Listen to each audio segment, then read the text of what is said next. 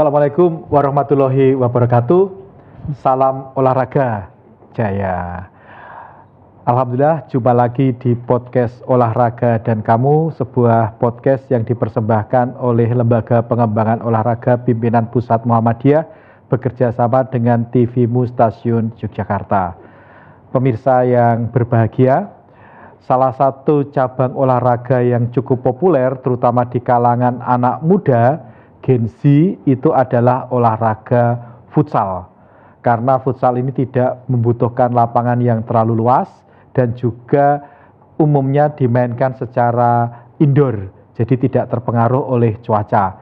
Nah, di banyak sekolah di Indonesia mengembangkan ekstrakurikuler futsal, dan kalau kita lihat arena futsal masih tetap ramai meskipun padel sekarang yang lebih berkibar, tapi ternyata olahraga futsal tidak ditinggalkan oleh para penggemarnya.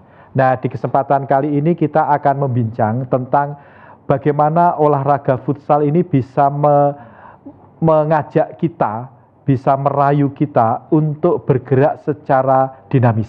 Nah, malah kita kedatangan tamu istimewa. Tamu kita ini dari Wonogiri ya, Persiwi Wonogiri. Semoga bisa naik ke kasta tertinggi sepak bola Indonesia. Amin. Gitu. Nah, pernah main di sana, Mas? Nah. Oh, bisa kita obrolin nanti buat para admin Persiwi Wonogiri dan penggemar Persiwi Wonogiri, pride warga Wonogiri. Kita kedatangan tamu namanya Mas Marfian Tanda Septiana. Mas Marfian ini adalah dosen program studi pendidikan kepelatihan olahraga Universitas Muhammadiyah Yogyakarta. Jadi buat adik-adik yang masih di SMA, SMK atau MA sederajat yang mau menggeluti kepelatihan olahraga atau suka berolahraga bisa daftar menjadi mahasiswa program studi pendidikan kepelatihan olahraga Universitas Muhammadiyah Yogyakarta. Karena punya dosen yang sangat berkualitas di bidang futsal. Nah, Mas Marfian, kita mau ngobrol dulu nih. Siap. Apa sih yang membuat Mas Marfian ini tertarik untuk menggeluti futsal alih-alih olahraga yang lain? Oke ya Mas ya. Mungkin sedikit cerita ya. Sedikit cerita. Mungkin dulu sebelum mengenal futsal itu sebelumnya saya di sepak bola dulu. Di sepak bola di SD. Itu dulu SD saya juga pernah ikut sepak bola, bulu tangkis juga pernah, di voli juga pernah. Nah, SD sampai SMP itu saya di sepak bola. Baru mengenal futsal itu di SMP kelas 3 sampai SMA sampai kuliah. SMP-nya mana, Mas? Saya SMP-nya di SMP 3 Wonogiri, kelas khusus olahraga. Salam buat Bapak Ibu di sana. Dan SMP, SMA, itu SMA juga di SMA 3 Wonogiri. Nah, itu saya juga di futsal sampai kuliah, sampai sekarang. Nah, mungkin dulu pertama itu bisa mengenal futsal itu dulu pertama diajak teman sekolah. Dan juga itu juga pertama diajak temennya itu pelatih saya. Nah, pelatih itu namanya, nah ini sekarang juga yang megang tim futsal Wonogiri. Kepala pelatih namanya Mas Akid. Nah, itu saya diajak Mas Akid itu untuk gabung di futsal. Nah, dulu ikut timnya itu agak unik namanya timnya. Apa, Mas? Bebek Goreng FC. Juga punya akademi juga, futsal. Namanya juga Bebek Goreng Akademi Futsal. Nah, itu saya pertama itu di situ sampai kuliah menggeluti, sampai kuliah juga di UNS. Saya di UNS Solo kan kuliahnya. Situ kan ada pembinaan prestasi juga, khusus kecaburan. Saya juga di futsal. Seperti itu. Nah, dulu sebelum ngomong futsal, Mas, waktu di lapangan besar itu posisinya apa dan prestasi yang paling mengesankan bagi Mas Marfian apa nih? Kalau dulu di sepak bola, dulu waktu di SSB dulu sampai di SMP itu posisinya striker. Harusnya jadi Ronaldo, Mas. Atau Mbappe. Kalau dulu panggilan saya di Wonogiri Ronaldo Wonogiri. Karena sering pakai nomor 7. Karena idola saya. Tahun berapa itu, Mas? Saya SD itu 2007. 2006, 2007 itu SD sampai SMP. Itu prestasi yang pernah ikut, saya pernah di juara runner up di Popda Distrik. Setelah itu di futsal. Setelah futsal itu saya mengalami cedera. Akhirnya banting setir ke pelatih. Diajak pelatih saya itu Mas Akid itu. Untuk jadi pelatih futsal. Nah, kalau di Wonogiri kan ada Persiwi Wonogiri, Mas. Nah, punya pengalaman nggak berinteraksi dengan Persiwi Wonogiri? Pernah. Dulu waktu pertama itu di Persiwi U17 Suratin. Saya pernah mengikuti seleksi juga. Dulu waktu itu saya masih SMA kelas 3 nggak salah semester 1 Ya. kuliah. Nah, itu mengikuti seleksi juga dan itu di Piala Suratin Jawa Tengah U17. Ah, Dan sampai tahap berapa itu akhirnya lolos, setelah itu tidak masuk squad. Oke. Nah, sekarang ini Mas Marfian. Ya, Sebelumnya kan di lapangan besar nih. ya. Kemudian geser ke lapangan kecil. Ngalami shock nggak? Pertama shock, kaget juga karena lapangannya itu berbeda dengan sepak bola. Ukurannya juga berbeda. Kalau di futsal ukurannya 40x20. Dan sistem permainannya kan itu juga beda. Kalau di futsal kan kita lari terus. Kalau di sepak bola kan kita masih bisa jalan, bisa Dinamis ya kalau. Nah, itu kalau di futsal benar-benar butuh endurance yang daya yang lebih daripada sepak bola. Oke. Shock juga itu. Kata kuncinya endurance sih, Mas. Iya. Nah, kalau misalnya nih, terutama kan futsal itu disenangi oleh adik-adik remaja ya. Iya. Sampai yang seumuran kita beberapa masih. Iya. Kan butuh endurance yang kuat. Iya. Nah, apa yang perlu disiapkan agar punya endurance yang kuat? Ya mungkin pertama kalau endurance itu tetap kita latih dulu, Mas. Latih. Nah, saya juga di sini juga basicnya setelah ini di fisik juga, kondisi fisik. Oh, fisik ya? Iya, saya juga di pelatih kondisi fisik level 1 nasional. Nah, mungkin di endurance kita ada beberapa komponen juga di endurance. Mungkin daya tahan mungkin kita latihnya dengan kalau dilakukan ada anaerobik dan juga aerobiknya. Nah, itu yang kita latih. Nah, mungkin kalau yang untuk daya tahan mungkin ke anaerobiknya. Oke. Mungkin gitu. Nah, pernah punya pengalaman nggak, Mas? Gimana? Ternyata endurance-nya nggak siap, kemudian Mas Marfian di lapangan atau siswanya pernah ngalami seperti itu? Pernah. Saya pernah, pemain saya juga pernah. Pernah karena sini satu, endurance saya kecapean letih karena nggak siap prepare untuk endurance-nya, mudah cedera. Itu langsung saya di sini hamstring saya kena. Oh ya. Hamstring. Nah, itu. Terus pemain saya juga pernah kecapean karena kan kalau otot lelah itu kan mesti ototnya kan udah mulai panas dan bisa ketarik itu kan, itu pernah kondisinya sampai itu pemain saya terjadi lemas di otot sampai nekuk kakinya di ankle. Oh ya Allah. Itu sampai pernah itu. Merinding saya Mas dengar. Nanti kalau itu nanti penanganan sudah ada SOP-nya juga, tapi saya waktu itu belum menekuni di situ juga. Nah, sekarang ini Mas. Karena Mas Marfian kan ngalami cedera, kemudian memutuskan hijrah dalam tanda kutip menjadi pelatih. Nah, bisa diceritakan dong Mas, prosesnya bisa menjadi pelatih dan bagaimana jenjang karir pelatih dalam futsal ini? Oh ya, jenjangnya. Mungkin yang pertama dulu itu saya pertama itu masih belajar juga, belajar diajak pelatih saya itu sama Mas Agit itu untuk belajar, membantu dia melatih juga di akademi, khususnya di Wonogiri juga, membantu dia di Wonogiri untuk melatih di Wonogiri. Yang pertama ya tetap belajar Mas. Yang pertama itu saya belajar untuk bagaimana menyusun program latihan. Karena setiap pelatih juga bisa menyusun program latihan dan periodisasinya. Terus yang kedua bagaimana cara mengatur komposisi gizi juga untuk pemain. Nah, itu saya juga belum belajar itu juga. Nah, untuk tahapan-tahapannya di pelatih juga kita harus bisa memiliki sertifikat atau lisensi. Kalau contohnya kita kan bermotor kan harus punya SIM. Oh iya ya kan, kalau pelatih kita harus punya SIM-nya juga, namanya lisensi. Oh lisensi. Lisensi ya, lisensinya. Nah, kalau di futsal itu kan beda dengan sepak bola. Kalau di sepak bola kan ada beberapa lisensi D, C, A, E, B, A dan AFC Pro, A Pro. Kalau di futsal langsung level 1 nasional. Oh, level 1 nasional. Level 1 nasional, setelah itu naik ke level 1 AFC. Level 1 AFC, 2 AFC, 3 AFC, dan AFC Pro. Jadi cuma ada 5 tahapannya. Tapi jenjangnya itu harus kalau ke nasional mau naik ke AFC 1 harus jenjang itu 1 tahun, 1 tahun setengah. Baru bisa naik. Dan itu misalnya Mas, kita ngomongnya level paling rendah tadi apa? Iya, nasional. Nasional. Nasional. Kalau misalnya nih mau ikut jenjang itu, apa yang bisa dilakukan, apa yang bisa perlu disiapkan? Oke, mungkin yang disiapkan pertama satu ya, mungkin kalau teman-teman ikut menjadi pelatih, yang pertama ikut kursus, kursus kepelatihan. Mungkin itu biasanya diadakan oleh PSSI. Tapi PSSI itu induknya ada namanya, anaknya itu di futsal namanya FFI, Federasi Futsal Indonesia. Ya, maka itu nanti federasi itu bisa federasi yang mengadakan atau nanti asosiasi daerah atau provinsi yang mengadakan. Nah, itu bisa mengikuti kursus dan mungkin nanti juga kalian bergabung di keanggotaan kepelatihan di contoh aja di kabupaten, asosiasi futsal kabupaten, provinsi. Nah, untuk mendapatkan rekom tersebut. Gitu. Setelah dapat rekom kemudian ikut kursus itu ya. Nanti kursus itu diuji nggak Mas di akhir? Diuji. Nanti itu pelatihan selama 1 minggu Mas. Satu minggu. Nanti ada, kalau di nasional itu mesti materinya awalnya tuh basic dasar dulu.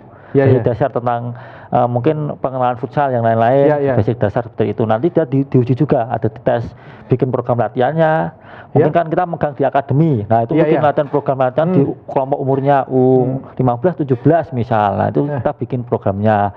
Setelah itu nanti kita presentasi ke instruktur. Seperti itu. Setelah itu nanti akhirnya di kelas tem waktunya nanti kita dites juga. Ada tesnya. Nah tesnya seperti apa mas? Ya, mungkin kita tesnya tes melatih gitu ya? Iya, dites melatih itu yang prakteknya. Mungkin juga ada tes tertulis sama tes untuk video call-nya untuk terkait program-programnya itu ya. Nah, selain Mas Marfian punya portofolio di futsal, tadi sempat disinggung di fisik ya? Iya. Nah, kalau itu jenjangnya seperti apa Mas? Dan bagaimana profilingnya gitu kan? Profilingnya, ya, oke, siap. Di fisik ini saya baru 2 atau 3 tahun ini masih di pelatih fisik. Itu levelnya juga sama, ada level 1 nasional langsung sama 2 nasional terus masuk ke AFC. Itu. Nah, jenjangnya itu juga sama seperti di futsal tadi. Pelatihannya 1 minggu kursus, rekom itu tadi juga nanti membuat praktek, tapi sesuai kecaburannya fisiknya. Oh itu beda-beda ya? Saya pikir kayak sapu jagat untuk semua hamba. Bisa. Waktu pelatihan itu semua cabur, tapi nanti ada semua cabur, ada khusus cabur. Spesialisasi Mas Marfian ya? Spesialisasi ya. Nanti di awal mungkin di hari 1 ke 2 itu misalnya semua cabur dulu, kita dikasih semua cabur untuk praktek, materi juga instrukturnya untuk semua cabur, setelah itu nanti dikhususkan. Karena kan kalau di olahraga kan caburnya kalau di futsal mungkin kalau sepak bola futsal hampir sama. Nah mungkin kan kondisi fisik futsal dengan contoh aja panahan, atletik kan itu beda. Programnya kan itu beda. Betul. Nah itu, nah mungkin nanti setelah itu dikhususkan. Nanti juga dites juga. Sama. Nanti itu berarti ada kemungkinan nggak lulus juga dong? Ada, tapi kemudian tetap 90% lulus karena bayar mas. Tapi kalau nggak bisa itu nggak lulus dong. Artinya tetap harus ngikutin sampai akhir ya. Kemarin saya terakhir itu yang mengadakan malah UMS kemarin. Saya di sana pelatihannya kemarin seminggu 2 UMS. Oke. Artinya kan harus diukur kompetensinya juga kan. Artinya dia harus mencapai level kompetensi itu kan. Oke Mas, sekarang kita ngomongin tentang kembali ke futsal tadi Mas. Sebenarnya apa sih yang menjadikan olahraga ini menarik untuk diikuti dan digeluti gitu? Mungkin ya menarik. Ini futsal juga mungkin udah nggak terlalu udah familiar ya Mas ya, udah familiar apalagi di kalangan SMA mahasiswa, apalagi sekarang turnamen futsal itu kan banyak banget setiap daerah jenjangnya di mahasiswa kampus, apalagi kan mungkin bisa batu loncatan juga untuk karir juga kan. Mungkin Mas saya ambil contoh aja ini di pemain saya itu benar-benar dia dari SMP. Ikut saya terus sama pelatih saya itu dari SMP saya didik, dan akhirnya kemarin itu juga rezekinya beliau juga main di PVL 2 di Liga Pro. Liga Pro. Ikut Maestro Solo. Nah, kemarin juga, dan udah tekan kontrak juga kemarin udah ikut main. Nah itu mungkin bagaimana kalian juga bisa nggak sekedar hobi tapi juga nanti bisa futsal sebagai ladang pekerjaan kalian juga. Nah itu mungkin dari pelatih, wasit, atau nanti jadi pemain kalau emang jadi rezekinya itu di Liga Pro. Nah itu kan juga bisa. Mungkin giatnya teman-teman nggak sekedar cuma Evan ya, bukan Evan buat olahraga, tapi di sektor lainnya untuk bisa itu tadi. Nah kalau ini Mas, misalnya nih ada para penonton podcast kita ini punya putra putri, ya kan?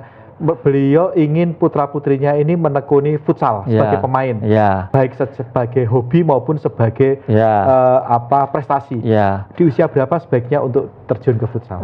Mungkin di dini ya Mas, mungkin di SD, karena saya dulu kan SD dan SSB juga. Mungkin dari kebanyakan saya juga menanya setiap saya ikut kursus coaching klinik atau apa dari instruktur, kalau bisa tuh kita mulai dari gestrut paling baik kita tekankan mungkin di usia 8, 9, 10 itu udah dikenalkan. Itu tadi mungkin dari itu kan kita fondasi fundamental udah tersusun, nanti di tahap nanti jenjangnya udah naik. Nah itu nanti mungkin dari bapak ibu yang ingin putra putrinya ikut nanti di futsal, mungkin di akademi kan, sekolahnya di akademi futsal. Nah itu mungkin di usia 7, 8, 9, 10 bisa dimasukkan, bisa dimasukkan gitulah. Nah nanti pakarnya bisa dilihat nanti di jenjangnya seperti itu. Perkembangannya bisa dilihat. Nah, sekarang ini Mas, kan sekarang berkembang mini soccer juga nih.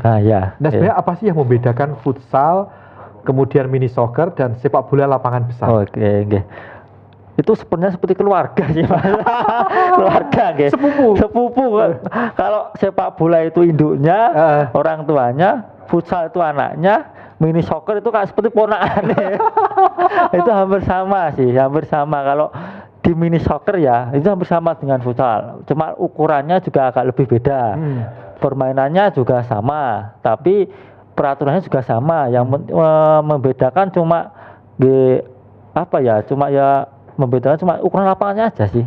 Hampir semua sistem peraturan juga sama. Kalau di futsal, kalau sepak bola peraturan aja beda sih. Kalau di futsal itu kan kalau lemparan ke dalam tuh nggak ada, namanya ada kick-in. Kick-in seperti itu. Mungkin kalau di futsal kan adanya lemparan kiper, nggak ada tendangan gawang. Nah, kalau di mini soccer masih ada lemparan. Masih ada. Kalau tendangan gawang juga masih ada. Nah, bedanya seperti itu mungkin sama ukurannya juga. Nah, terus sekarang ngomongin tentang pengalaman lagi Mas.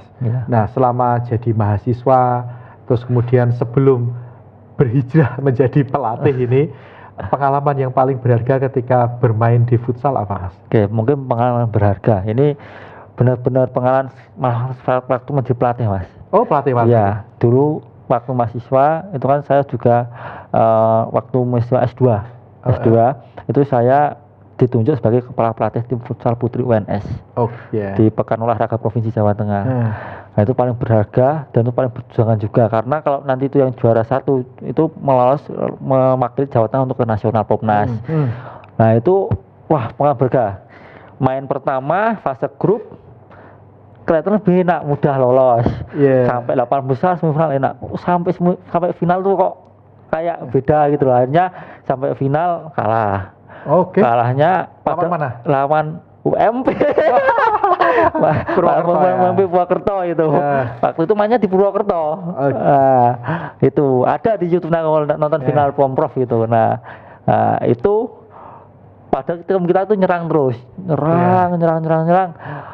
Kok nggak gol-gol lah, ini mungkin belum rezeki lah inilah. Mungkin setelah itu ada counter, kalah, hanya juara 2. Padahal target bisa lolos ke nasional itu misi yang paling untuk saya targetkan di situ. Akhirnya nggak lolos. Karena ke depan harus lolos dong. UMJ nanti. UMJ Bismillah nanti.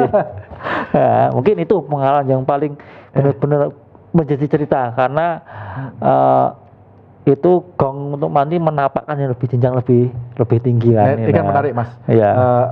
Mas Malvian tuh melatih tim futsal putri. Padahal selama ini stereotipnya itu sepak bola dan futsal itu kan lebih identik dengan maskulin. Nah, tantangan atau challenge-nya ketika ngelatih putri apa Mas? Innaullah Mas sobirin Mas. Sabar. Harus sabarnya kuat. Innaullah. Karena ya tahu cowok sama cewek tetap beda kesabarannya. Kita ngelatih kan, kalau yang cowok mesti kan fundamentalnya karena basicnya udah mungkin di olahraga kan kita kasih ini dia udah paham. Kalau yang cewek kan mesti kadang kita pelan-pelan, karena juga perasaan cewek sama cowok juga beda. Nah, mungkin tantangannya lebih ke cewek. Kalau kalian jadi pelatih ya mungkin kalau mau ngelatih yang cewek, bisa ngelatih cewek itu luar biasa. Luar biasa. Benar tak akoni itu kalian juga calon pemimpin keluarga yang baik, karena sabar. Nah, itu tadi. Karena kan kondisi cowok sama cewek beda. Dari saya juga pernah meneliti Mas terkait cowok sama cewek. Itu speednya kan juga beda. Speednya dari akselerasinya, agility-nya juga beda. Saya pernah meneliti juga di futsal itu, saya meneliti futsal dan juga 2 penelitian Mas sama di olahraga difabel, tapi membedakan 2 jenis kelamin ini, cowok sama perempuan. Saya lihat komposisinya cewek kan juga beda, karena komposisi tubuhnya juga beda dan cowok, baik segi perkembangan dan juga nanti dari terkait itu tadi speed dan anunya juga beda. Mungkin itu tadi. Atau mungkin karena ini Mas, ini saya awam ya. Atau karena mungkin pembinaan futsal dan sepak bola putri itu tidak sebagus di putra. Itu yang pertama. Itu yang pertama. Itu yang pertama saya rasakan juga. Untuk yang pertama dulu waktu mengelola futsal, yang pertama masih banyak yang cowok. Pembinaan yang cewek itu belum ada. Saya masuk ke cewek itu melatih cewek itu tahun 2019. Ya. 2019 itu melatih tim cewek putri Wonogiri itu pertama. Nah setelah itu kan dari pembinaannya itu tadi dari gesturnya kita nasional juga masih belum ada.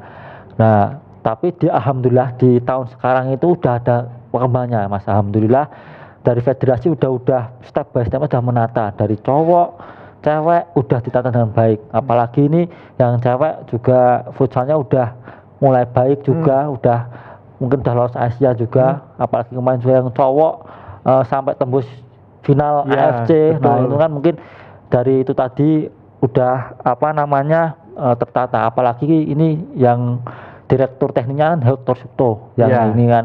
Saya kemarin juga ikut coaching di waktu di Sukoharjo. Saya melihat Matian Bulan sih benar-benar dia dari gestur dari bawah.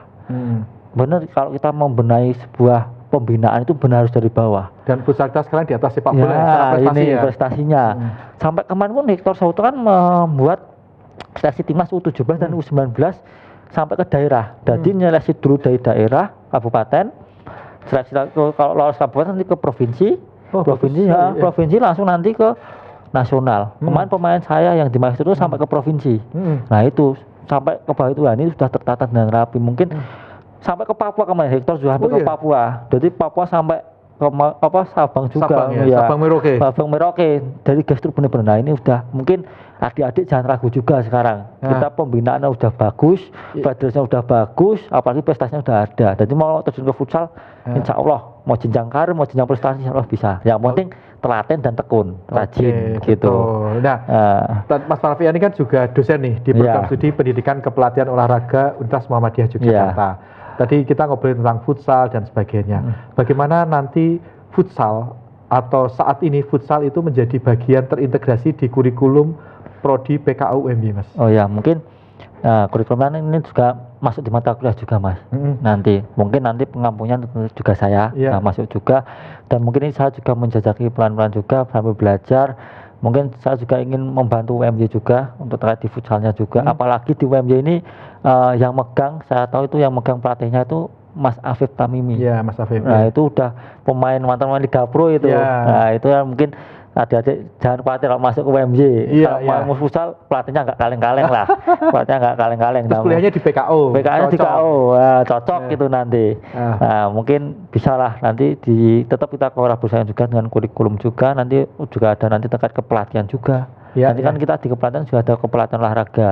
Mata kuliahnya itu. Nah, nanti kita sesuaikan dengan caburnya, mereka mau ambil futsal ya kita arahkan nanti langsung dengan saya juga bagaimana kita menyusun periodisasinya, programnya. Kalau emang mau terjun ke kepelatihan nanti kita juga arahkan juga adik-adik mau ikut kursus lisensi, karena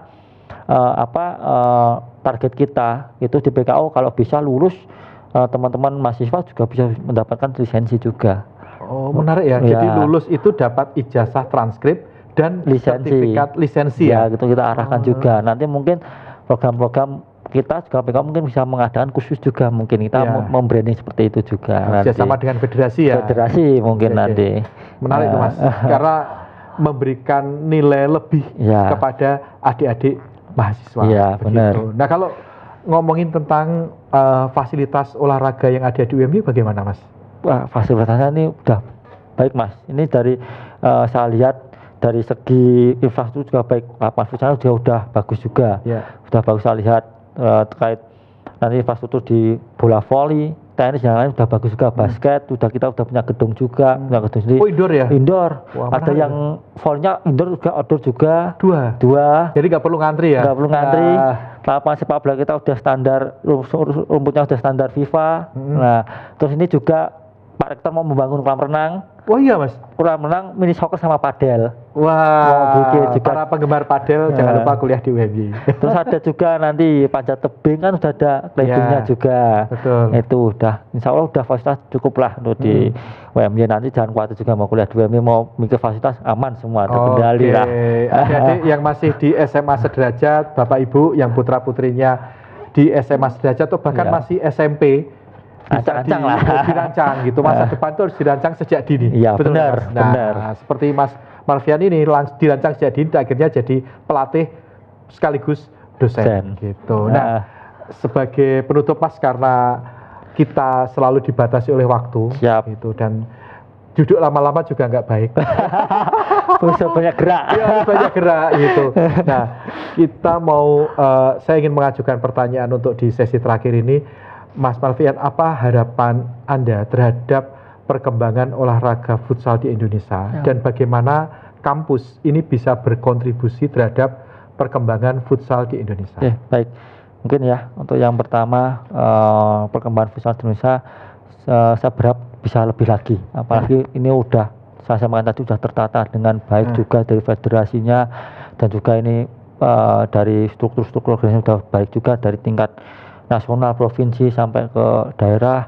Nah mungkin bisa dikembangkan lebih lagi, apalagi nanti kalau bisa di tingkat kampus kan teman-teman juga banyak mahasiswa yang di futsal juga, nanti juga bisa federasi bisa melihat bagaimana potensi-potensi pemain-pemain juga di mahasiswa-mahasiswa ini, bagaimana dia juga bisa bermain di Liga Pro juga, bisa bermain sebagai nasional juga, timnas juga, apalagi dari contoh juga seperti ada si Dewa Rizky itu kan di Universitas Muhammadiyah mana ya?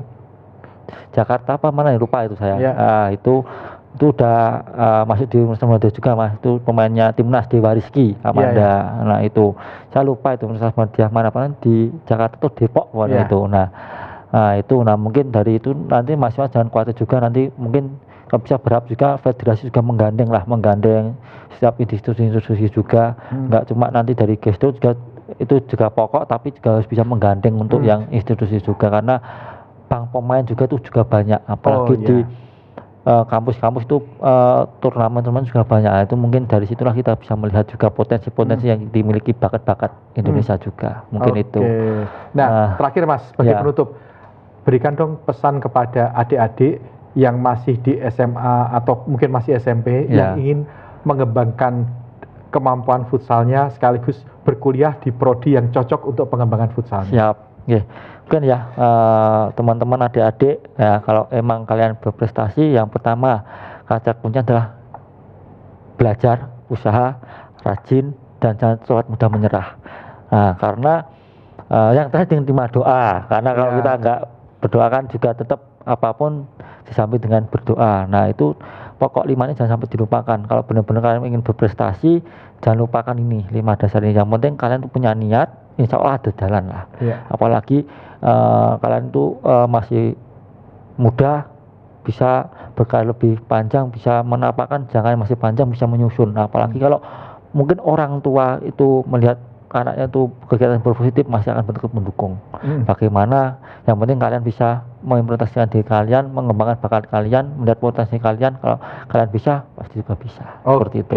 Terima kasih Mas Marfian. Dan jangan lupa nanti daftar kuliahnya di prodi PKO Universitas Muhammadiyah Yogyakarta.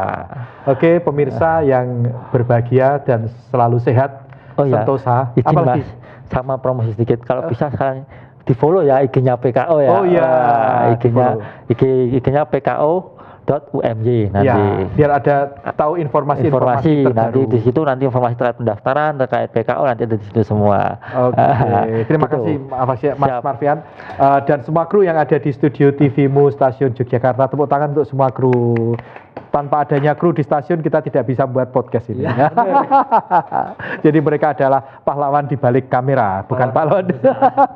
Nah, ya pemirsa, menarik kita ngobrolin tentang futsal, banyak insight yang kita dapatkan dari Mas Marfian, terutama untuk adik-adik maupun orang tua wali yang ingin putra-putrinya punya karir cerah di masa depan dengan menjadi pemain atau pelatih futsal. Apalagi futsal Indonesia sekarang sedang berkibar, mari menjadi bagian dari kemajuan futsal di Indonesia. Sekian podcast Olahraga dan Kamu, persembahan dari Lembaga Pengembangan Olahraga Pimpinan Pusat Muhammadiyah bekerja sama dengan TV-mu Stasiun Yogyakarta. Salam olahraga jaya.